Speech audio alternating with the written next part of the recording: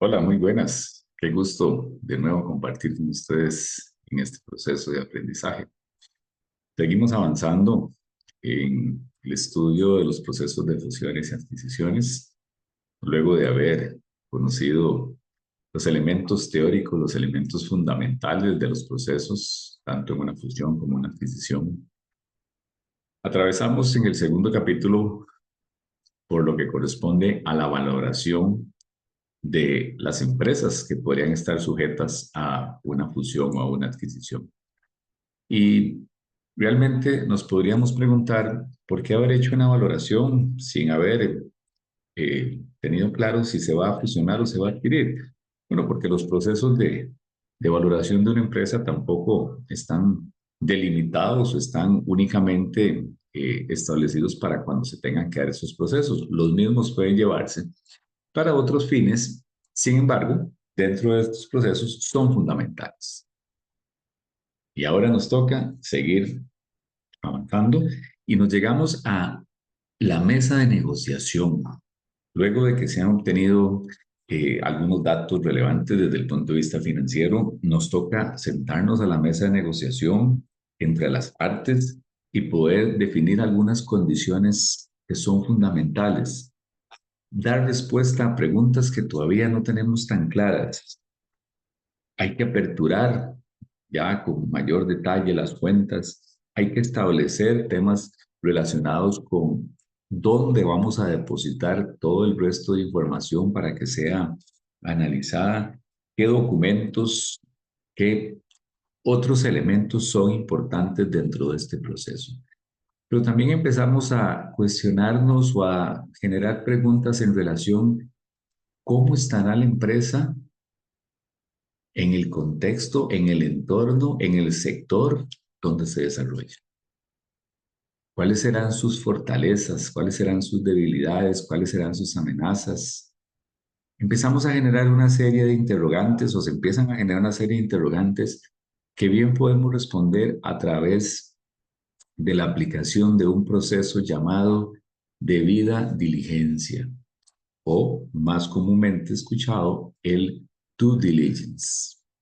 Y es en este pequeño video donde vamos a señalar aspectos que son relevantes dentro de este proceso que nos permite obtener información para continuar en la negociación de una fusión o de una adquisición.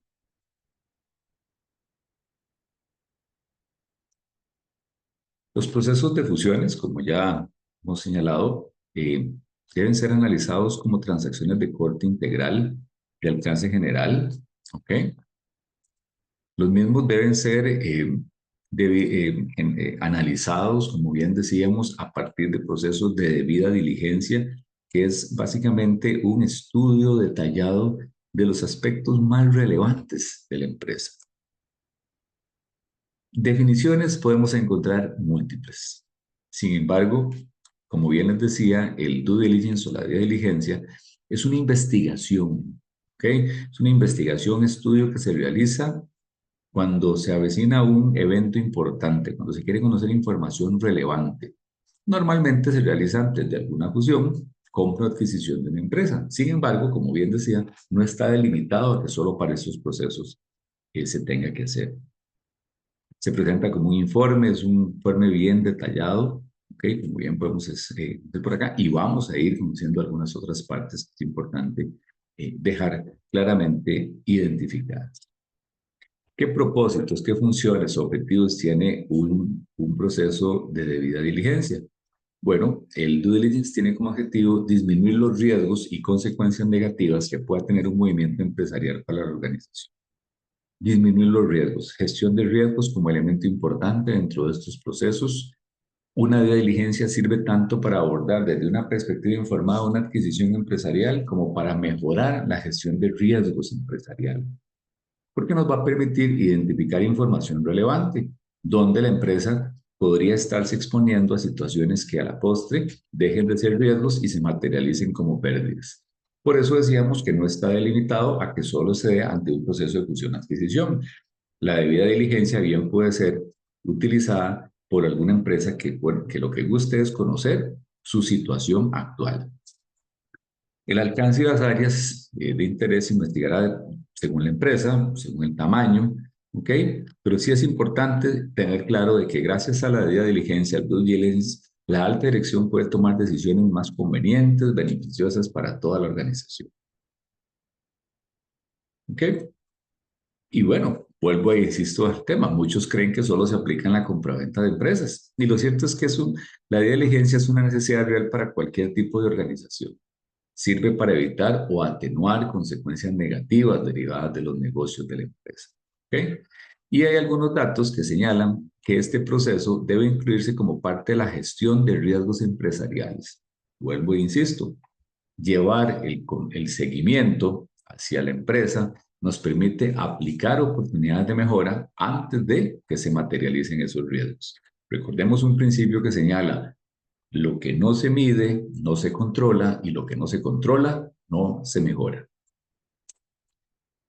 Tipos de diligencia, básicamente uno para cada una de las áreas de la empresa. Cuando estamos hablando de las áreas de la empresa, nos referimos precisamente a la parte fiscal, sin que esta sea una lista taxativa, al elemento administrativo, a la parte comercial, laboral, medio ambiente, inmobiliario.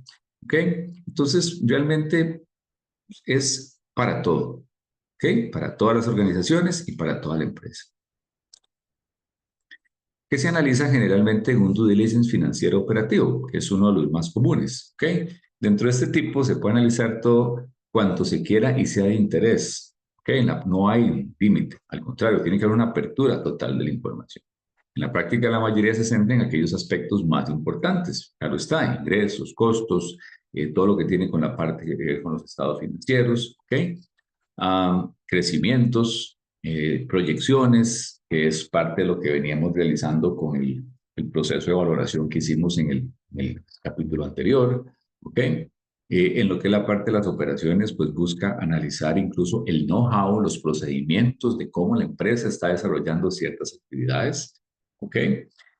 La documentación que se tenga, qué tan documentados están esos procesos, qué tan formales están, porque eso permite realmente darnos una buena idea de la gestión de riesgos que se está haciendo en la misma. Dentro de estos elementos, pues básicamente vamos, como bien decíamos, al principio del video, señalando elementos de donde tenemos que ir colocando la información en un determinado lugar para que sea acceso a quienes van a estar autorizados para analizarla. Recordemos que la información que se maneja es de carácter confidencial, como vamos a ver más adelante. Entonces, hoy en día, el uso de la tecnología, lo que se usa es básicamente un data room, es un espacio virtual. En un momento dado se utilizaba un espacio físico donde se colocaban los AMPOs, donde se colocaban los listados impresos y demás. Hoy, por prácticamente tener la mayoría de operaciones de forma electrónica, pues se utiliza lo que comúnmente se llama el data room. ¿Okay? Información relevante que se tiene que colocar dentro de ese cuarto de información. Nos referimos a la parte administrativa, generalmente el organigrama, la descripción de los puestos de la empresa, lo que tiene que ver con contratos, en la parte laboral todo lo que tiene que ver con los trabajadores, convenios y demás documentos que permita tener una claridad de cuáles son las condiciones en las cuales estaba trabajando cada uno de los colaboradores de la empresa, títulos de propiedad, tema de protección de datos, declaraciones de impuestos, ¿ok? Todos los estados financieros, informes de auditoría, auditados y cualquier otro elemento que, como bien decíamos ahora, sea de interés. Hablamos de procedimientos, entonces ahí podríamos citar toda la parte de procedimientos operativos, elementos de carácter jurídico, por ahí se señala procedimientos contenciosos, porque todo esto, al final, luego de hacer un análisis de la información, podría empezar a generar o a determinar contingencias, que es importante que queden claramente establecidas en el proceso de negociación. En unas diapositivas más vamos a hablar un poquito de lo que es una contingencia y la importancia de la misma. ¿Ok? Bien, vamos. Entonces, como bien decíamos, en estos procesos vamos a ir haciendo un análisis de la información ¿ok? Describiendo el negocio, haciendo un análisis financiero, laboral, fiscal, comercial. Por eso en la parte comercial analizamos los proveedores, los competidores y todos aquellos otros que están dentro de lo que a la empresa le atañe para la gestión eh, de su, el cumplimiento de su objetivo como tal, ¿ok? Eh, Nos podemos apoyar por ejemplo, en análisis de Porter, como una de las que comúnmente hemos conocido en otros momentos, y bueno, otros que podrían estar ahí dependiendo de la temática y, como bien decíamos, del tipo de empresa que estemos analizando. Señalábamos la parte de la confidencialidad de la información porque la misma no podría estar ahí a uso de cualquiera. Se debe tratar con mucho cuidado. Incluso recordemos que a nivel de Costa Rica nosotros tenemos una ley de protección de datos. Entonces, es sumamente importante lo que son la firma de acuerdos de confidencialidad para resguardar la información y evitar que la misma se filtre o sea revisada por terceros que no están autorizados o que no están involucrados dentro del proceso. Recordemos que no por ser funcionario de una empresa, yo tengo acceso o tengo derecho a tener acceso a toda la información, ¿no? Hay niveles. Hay niveles en los cuales solo ciertas personas tienen acceso a la información X y por ello también la responsabilidad sobre la misma. Entonces, los acuerdos de confidencialidad son fundamentales en estos procesos. Perdón. De igual manera, la carta de intenciones. En la carta de intenciones, que es uno de los documentos que comúnmente se firman luego de que se han hecho las valoraciones y se han realizado los procesos de debida diligencia y se han analizado, es básicamente una manifestación de la voluntad de adquirir una determinada empresa, ¿ok? Proceder con una fusión, con una adquisición, y donde pues se formaliza la petición y se solicita todavía el acceso a más información, a tener más datos que permitan a las partes interesadas sustentar cada una de las decisiones que se van a tomar. Posteriormente, lo que nos toca también analizar dentro de los procesos es ver si al final se va a utilizar alguna figura tipo de fideicomiso para colocar ciertos recursos en administración o qué otro tipo de vehículo especial va a ser utilizado. Recordemos que en estos procesos es muy común que hayan recursos de por medio y se recomienda en la administración por terceros, de manera pues, que la especialización que estos tienen facilita los procesos. ¿Ok? Y bueno, poco a poco seguimos logrando llegar, perdón, o vamos llegando a ese cierre final. Una imagen que nos podría llevar a muchos a recordar algunas películas que en algún momento nos daban la idea de que la historia continúa. Claro, vamos a continuar en un próximo video analizando el cierre final de una negociación. Luego de tener toda la información financiera, luego de tener el informe de debida diligencia, que como bien decíamos es un informe detallado de la situación de la empresa, y es algo sumamente importante dentro de estos procesos, vamos a ir al cierre final de la negociación. Vean cómo hemos ido en estos capítulos, en estas partes, poniendo en práctica mucho de lo que ya traíamos de otras asignaturas.